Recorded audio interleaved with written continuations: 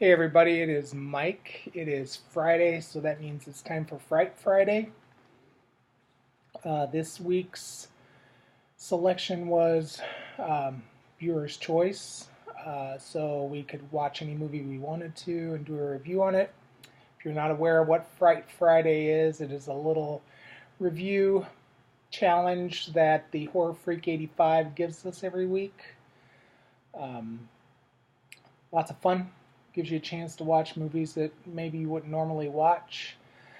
This week, I watched a movie that has been highly recommended by several people, and that is Dario Argento's 1982 Tenebrae. Um, it is 1 hour and 41 minutes long. It stars Anthony Franciosa as Peter Neal. John Saxon is in this. He plays Peter's agent. And then Daria Nicolodi, I don't know, plays Anne. Now, she was also in the other Dario Argento movie that I watched, Deep Red.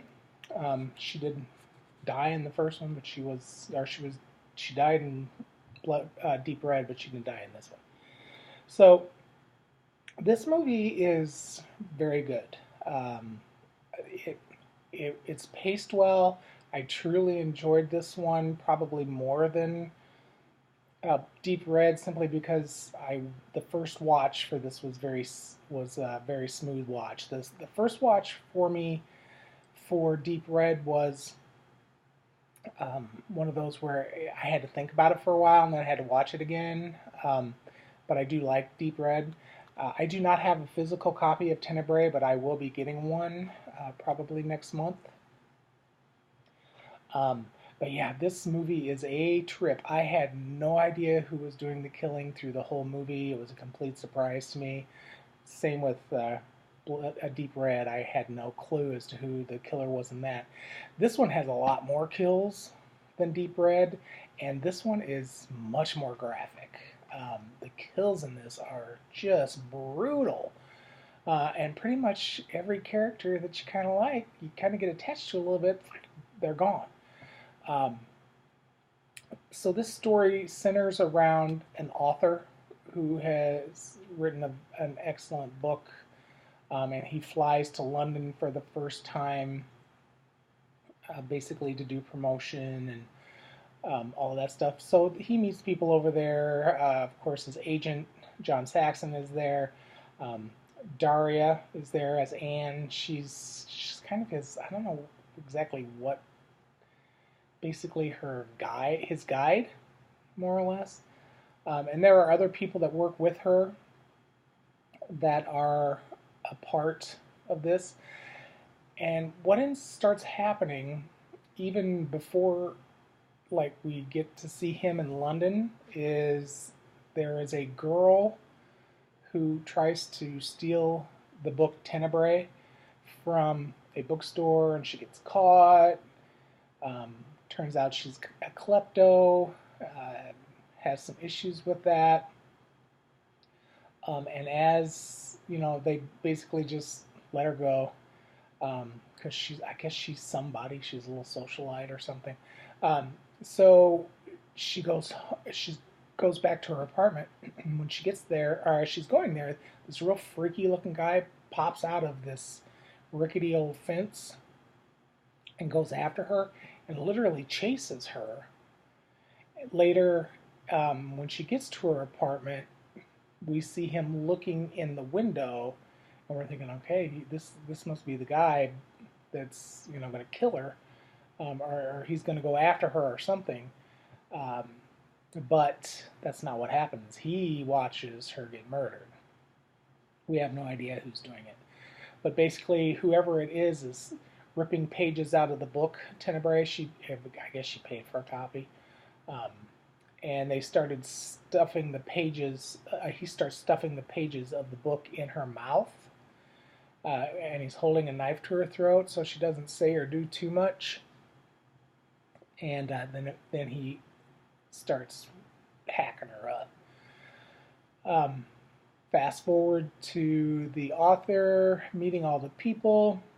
Um, there's other people involved. The one woman, he goes to this thing, and this one woman jumps all over him about how awful the book is and how sexist it is. And this is somebody he's known for 10 years. And he's like, what are you talking about? You know me for 10 years. You know how I am. You know I'm not like that. But she just gets all weird. And then her roommate is a real hoe bag, naked all the time. So I guess that's just a part of being in one of these movies. Several naked girls in this one. Could have lived without that, but whatever. It didn't really take away from the movie at all. Sometimes I find gratuitous nudity completely diminishes the movie for me. And I don't care who's naked, men, women, whatever. Too much of it is just too much. But this really wasn't terrible. The other naked girl starts out with her surrounded by a bunch of guys on a beach, um, and she's looking all sexy and woo. And then she stuffs her shoe in her mouth, and that comes into play later on in the movie. But that girl who got all weirded out with him while he was at this little gathering, she and her whorish roommate end up getting offed.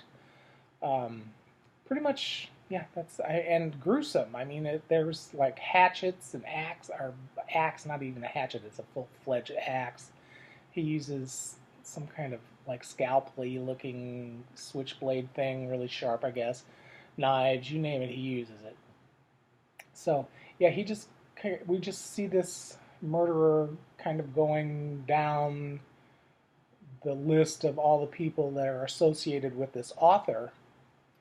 Um, and to be quite honest with you, they kind of make you think for a while that it is actually one of the girls, but then she gets offed. So yeah, the twist is crazy, or the end is crazy. There's a big twist at the end where we find out who the killer is.